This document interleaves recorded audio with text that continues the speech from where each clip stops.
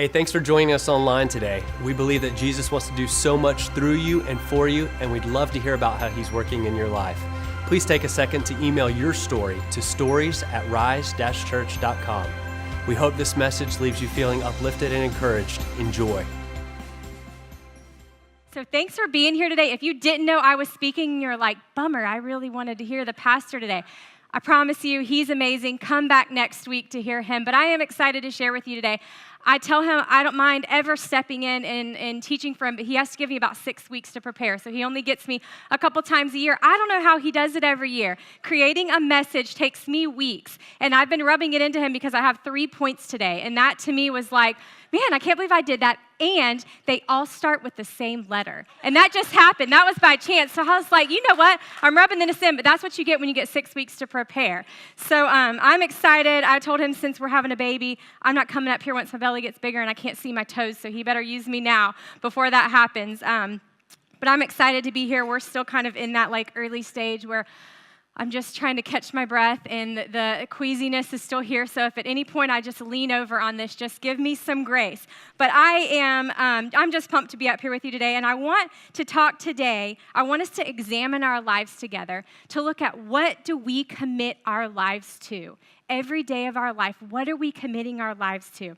And in Romans chapter 1, Paul is writing a letter to the Romans, and he says in verse 1, it's all going to be up there on the screen, Romans 1, verse 1, I, Paul, am a devoted slave of Jesus Christ on assignment, authorized as an apostle to proclaim God's words in Acts. So Paul's saying here, I'm on an assignment. I've been placed on this earth on assignment to proclaim the good works of Jesus. So that goes for us as well. As long as we're breathing and we're in here today, we have been placed on assignment on this earth. So look to your neighbor and say, I am on an assignment.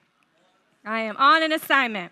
We have all been assigned a race to run in this life, this adventure that God sets out before us. Let's look at Hebrews chapter 12. Hebrews 12, verse 1 and 2. Therefore, since we are surrounded by such a great cloud of witnesses, let us throw off everything that hinders, the sin that so easily entangles, and let us run with perseverance the race marked out for us, fixing our eyes on Jesus, the pioneer and perfecter of our faith. So we've all in life been assigned this race to run, and it's going to look different for each and every one of us. My race will look differently than your race, but for all of us, it includes proclaiming the good works of Jesus. So the Bible tells us here we have this race set out. Let's run it well. Let's run it with perseverance. How many of you are runners? Got runners in the house? We have a lot of runners in our church. So I'm not a runner. But at one point in my life, my senior year in high school, I just wanted to do something different. I just was trying to find out who I was. So I said, I'm going to join the cross-country team. And you don't have to try out for it. So I can just do it and just try and see how it goes. So I joined cross-country and the track and field team. And we trained all year for our last race. I think it was like the regionals or something. We were traveling to Tallahassee to run this final cross-country race. And in order to be counted as a finisher of the race, for your name to be on this list, you had to finish in a certain amount of time, and you had to be in the top 100 finishers. So I had just worked all year, and I was not a good runner. I didn't have good endurance, and I wasn't super fast. But I had worked all year for this one race, and I knew the girl that I needed to finish near on my team. I said, if I finish near her, I'll finish in that top 100, and I knew the time frame that I needed to finish in. So we get there to run this race, and you don't really see the course beforehand because you're heading to a school that you've never been to. So we get there, and the course is just tough. It's in Tallahassee. There are like some hills, and it is muddy. It had stormed before. There were tree branches. They didn't clean it up. They didn't get it prepared for us at all. So we start this race, and it is tough. We are slipping in mud. Everybody's falling. Girls are giving up left and right, and I'm like, good, you give up because that is like my spot. You're giving me my spot. So I run this race as hard as I can. I ran as fast as I could, and I get to the end, and it's one lap around the track, and then I can see the finish line, and they've got the time up there on the screen, and they are videoing you as you cross that finish line. And I'm like, I'm going to make it. I see the girl that I need to run, finish the race with, and I'm like, I'm going to make it. Like, go me. I am almost there. I have almost made the race. I'm covered in mud, but I'm going to finish. And as I get across the finish line, I'm going, and I am running right across the line, and my legs just like turned to complete jello, and I remember feeling, all of the energy drained from my face, and I fell over to the end of the finish line, and I threw up everywhere. And it is on the screen, and everybody's taking pictures, and all I cared was, did I finish? Did I get the time that I needed? And I did, and I finished, and I was like, man, I'm so proud of myself. I can't believe I did that. But it was a complete humiliation, because I remember, it was all over me and all over the finish line, and everybody's like, what is wrong with that girl? Because I did not fully prepare for that race. I had not fully eaten the things that I was supposed to eat, drank the way, it was like water only, Gatorade this much, and I was a terrible eater. I had not fully prepared for that race, so it got a little tough. And isn't that like life? We start out with all these hopes and dreams, and we think, life's going to look like this, and this is what my path's going to look like, and everything's going to be great. And then we really enter life, and we have to learn how to navigate it. We have loss that comes. Infertility issues, failed marriages, loss of jobs, and things come, and we are just slipping and falling and trying to figure out how to navigate the trail, because life's not risk-free, it's not pain-free, and it's tough at times. And I think there are some amazing qualities that we can try to develop within ourselves in order to navigate these trails of life. There are qualities that we have to develop to sustain, to run a race. You need the right shoes. I remember I didn't have the right shoes, probably why I was slipping and falling all over the place. I hadn't eaten the right things. Had I done those things, maybe I would have been a little bit of a better runner. Maybe I'll pick it up, now in my life. I am having a baby. I'm like, I got to figure out how I'm going to work out after this third kid. But let's look at these qualities. And I know there's a lot more than 3, but for the sake of today, we're going to look at these 3 qualities that I believe will help us have endurance to persevere this race in life. The first one is determination. Determination. And I think of the story of Ruth and Naomi. If you've never read the story of Ruth and Naomi, it is a tiny chapter in the Bible. I think there's only five books in the chapter of Ruth. And it's such an amazing story. And in this book, Naomi is married, and she has 2 sons. Her sons then get married. She has 2 daughters-in-law. And in a very short amount of time, she loses her husband, and she loses her 2 sons, and she's left with herself and her 2 daughters-in-law, and no one to support them, no one to take care of them. So she looks at her daughters-in-law, and she says, go back home. You're young. Go home to your families. You have time to find another husband. Leave me here. I'm going to travel somewhere else and find someone to take care of me. So one of her daughters-in-law leaves. She goes back home, and Ruth says, no, I'm going to stay with you. I'm committed to you. I'm going to follow you. Your God is my God now, and wherever you go, I'm going to follow you. And in Ruth 1, it says, when Naomi realized that Ruth was determined to go with her, she stopped urging her. It was Ruth's determination that Naomi saw in her that said, all right, I'm not going to argue with her anymore. She is determined to do this. And sometimes I think determination is what's missing with my walk with Jesus. Sometimes, I can just be so not determined to do exactly what God's called me to do. Determination isn't a feeling that we have. It's a choice that we have to make to stick with it even when life gets tough. Determination to seek God and build your marriage even when it's really tough and it seems easier to just cut out. Determination to follow Jesus when that trail just gets rocky and it's really tough. Determination to seek him when we lose a job and we didn't see it coming. Determination to seek Jesus through every season of our life. And I see this trait in my daughter. When she's determined to do something, you can see it on her face, and she's not going to quit, whether it's the right thing to do or the wrong thing to do. If she's determined and she has set her mind to do something, she's going to do it no matter what. Nothing is going to get in that girl's way. So if she is going to color this coloring sheet and finish it, whether it's bedtime or not, girl is determined. She's going to get that done. And that's such a great characteristic that it's just going to get her so far in life because she's committed all into whatever she sets her little mind out to do. She's going to do it. She taught herself to swim in a week because she was like, you know what? I'm going to do this. I am determined. And we didn't have to really teach her anything. Determination is a choice that we make to stick with it when life is tough, to love our husband every day, even when we want to strangle him sometimes. Not you. Determination to love our friends when they talk behind our back and they're not always there for us. Determination to trust Jesus through loss when life is just hard. And there are things in life that are impossible on our own, right? I mean, it's impossible to love your husband every single day of your life. It's impossible to always seek Jesus when we're grieving or when we're going through hard things. But determination doesn't mean we can always accomplish something. It means we know the one who can through us, the power of the Holy Spirit that he gives us.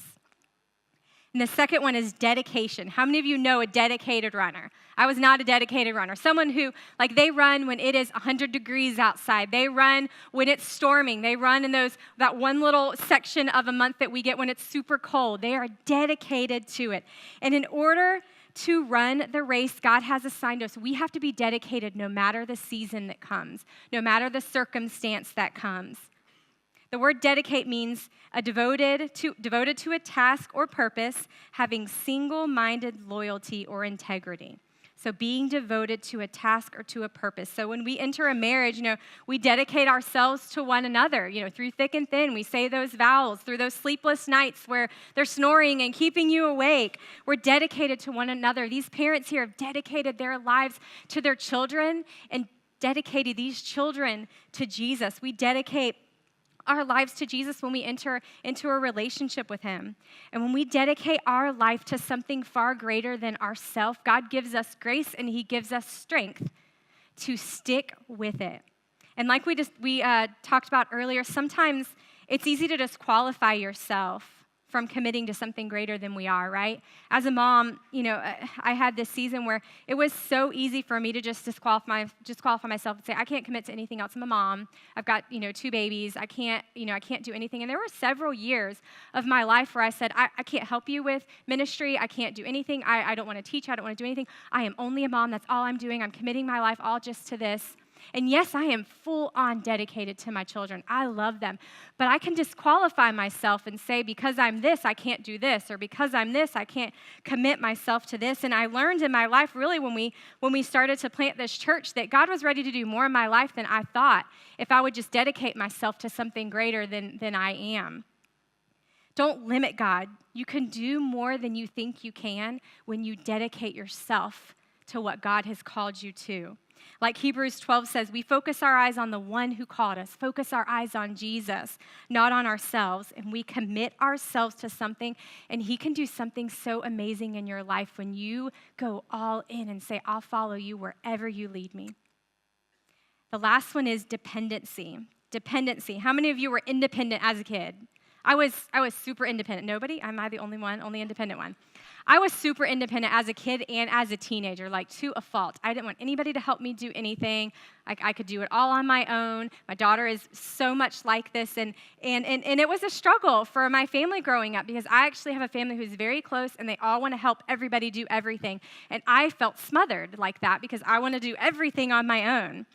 But when I grew in my relationship with Jesus, I realized I couldn't be independent from him because that led to complete failure, that I had to be fully dependent on Jesus.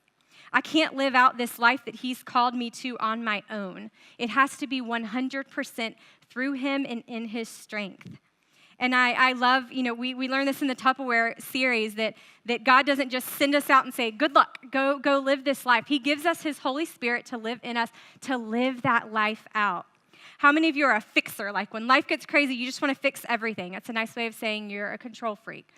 You want to figure everything out. This bill, I can figure this out. Or I got this problem, I got this, I can figure this out.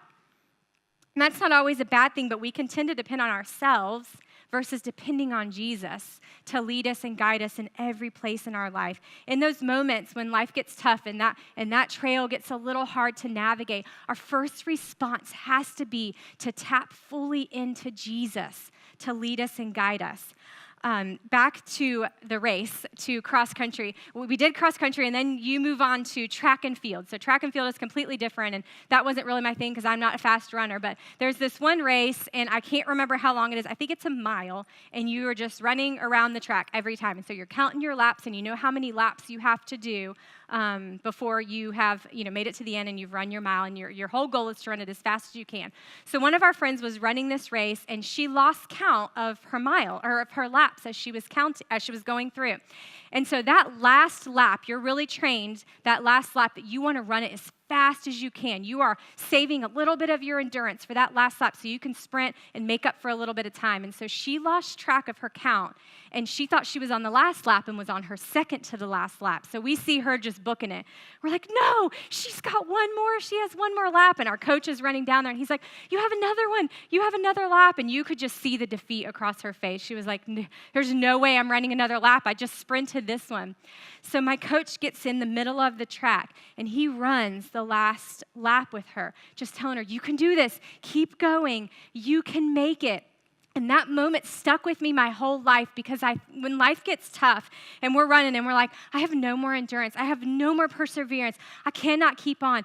That's Jesus. He runs that lap with us, and he's saying, keep going. You can do this. Keep the perseverance. Keep your eyes on me. You can keep going. When we fix our eyes on him, it's his voice that we hear every second while we're trying to go, when we're slipping and falling and we think we cannot keep up. I love the little bumper sticker that you see on cars sometimes. Jesus is my co-pilot. And if you have one, I'm totally not dogging you. I'm dogging myself, because it makes me laugh, because I'm not a great driver. I'm not a great navigator. I'm not a terrible driver, but I'm not the best. So I look at that and think, yeah, if Jesus is my co-pilot, that means I'm the pilot. That's like crash and burn for me. That's just not a good scenario for me. And I don't just want to have a relationship with Jesus where he just sits beside me and gives me guidance when I ask for it. I want the relationship where he is the one navigating and I'm on the sideline and I'm just going where he tells me to go and I'm moving when he tells me to move. I want to be fully dependent on him for every step of every day. In order to follow his path he has for us, we have to be fully dependent on his strength. Who's a backseat driver in here? Come on, backseat driver right there. Thank you. No, I got two right here on the front row. Yes. We don't like you, backseat drivers, and I don't get you. I'm not a backseat driver whatsoever, and somehow I married a backseat driver, and one of my best friends is a backseat driver, and so I know now when I get in the car with them, I just don't drive. Here's the keys. You drive wherever we're going, because I can't stand a backseat driver. It's like, hey, did you see that parking spot over there? Yeah, I saw it, but I don't want to park there. I want to park over here. Did you know the speed limit? It's 45 right now. Did you see that car coming right over there? I'm like, yes. It's like you just can't help yourself. But you're awesome. But so often in my relationship with Jesus, I backseat drive with him. Jesus, did you know this might work out a little bit better? Or did you see that coming? God, that was a little bit tough. And we throw out all these suggestions and we throw out all these things and we backseat drive with him and we try to tell him how to navigate our life. Jesus doesn't need us to backseat drive. He wants us to fully depend on him, to follow him wherever he leads us. He's the one leading us, and we have to follow him, not as a co-pilot, not as a backseat driver, but as his child who's looking to their father to lead them everywhere in life. A few months ago, I came across this article on Facebook, and again, if you posted this or you were the one, I couldn't remember who posted it on Facebook. It was several people, and this isn't a knock to you at all. There were some great points, some valid points in this article, but there was something that she said that just stuck out to me. The title was, "What if all I want is a mediocre life?" And she was just talking about how life is so fast-paced all the time, which is so true, and everybody's just trying to keep up with everybody else. She's like, what if I just kind of want a slow life sometimes? And I was reading it, and I'm like, gosh, I totally get that. I don't know if a slow life actually exists. But then I came to this part, and this is just what stuck out to me. She said, what if I just don't have it in me? What if all the striving for excellence leaves me sad, worn out, depleted, drained of joy? Am I simply not enough? What if I never really amount to anything when I grow up beyond a mom, sister, or wife? Can this be enough? What if I embrace my limitations, stop railing against them, and accept that all I want is a small, slow, simple, mediocre life? A beautiful, quiet, gentle life. I think that's enough. And those last words were what caught my attention. She said to embrace my limitations and just live mediocre. And I got what she was saying, and I know that we've all felt that way in our life, but I just started thinking, what if God doesn't want us to live a mediocre life? What if he doesn't want us to live a quiet, gentle, slow-paced life. But what if he wants to do something amazing and great in us if we'll just commit ourselves to something bigger than we are? What if he wants to take this quiet life that we want and say, nah, I've got something so much bigger than you could ever imagine? What if he wants to do exceedingly abundantly greater than we could ever ask or imagine for each and every one of us? I think all of you would agree you'd love to be fully used by God to do something amazing. You each have this unique assignment that God's given you. So he has taken you from eternity. He has placed you in this earth right now at this moment to do something amazing. And it's going to look different for all of us. My assignment isn't going to look the same as yours. My race is going to be completely different. For some of you, it's going to be motherhood, and that's going to be part of it. But that doesn't mean that God can't do something amazing still in your life through that. For some of you, it might be leading in this church in a larger capacity and letting God use you to lead others. It might be leading a small group. It might be starting something in your work to lead others to Jesus. It's going to be different for each and every one of us. But whatever it is, I just invite you to lean into Jesus, to look to his face and say, what is it, God? What is it that you're calling me to do that's bigger than I could ever accomplish in my life? Be dedicated to what he's called you to, nothing more and nothing less. But commit to it with your whole heart. It's so worth it to be dedicated to something that's bigger than we are. And he's going to equip you to do whatever it is that he's called you to do. When we started the church, I said, I'll do anything except ever step foot on that stage. That's just not my thing. It's not my gifting. I don't want to do it. And I disqualified myself 100% because it wasn't my gifting. It wasn't, I just didn't think I was going to be good at it. And I'm married to like stinking Adam Peterson, who can preach just the walls off a building. So I just disqualified myself, and God was like, no, I've called you to something just a little bit more than you think. And I want to use you. And when you commit your life to that, he's the one that does it through you. This has nothing to do with us and our abilities. It has everything to do with what he has equipped us to do. And we do all this remembering that this world, this life that we want to create so perfectly for ourselves is not our home. It's our assignment. We've been placed here on this earth to accomplish great things for him. Heaven is our home. Heaven is the place where we can finally rest and worship Jesus for the rest of our lives. But while we're here on this earth, we have an assignment to get to work and accomplish great things for Jesus in whatever capacity that looks like for you. Paul says in Acts 20:24, I consider my life worth nothing to me. My only aim is to finish the race and complete the task the Lord Jesus has given me, the task of testifying the good news of God's grace. So that is part of the assignment that God has given you, to testify the good news of his grace in whatever capacity he allows you to do that. It might be in your job. It's in your home with your children. It's here in this church. It's with your friends who don't come to church. It's going to look different, but there is an assignment for you to advance the kingdom of God in your life if you'll just commit to it, if you'll strive to persevere even when life gets tough and allow him to use you in your life. I want to live in the exceeding abundant plans every day of my life and never limit God to what he can do in my life. And I believe he wants to do that in your life as well.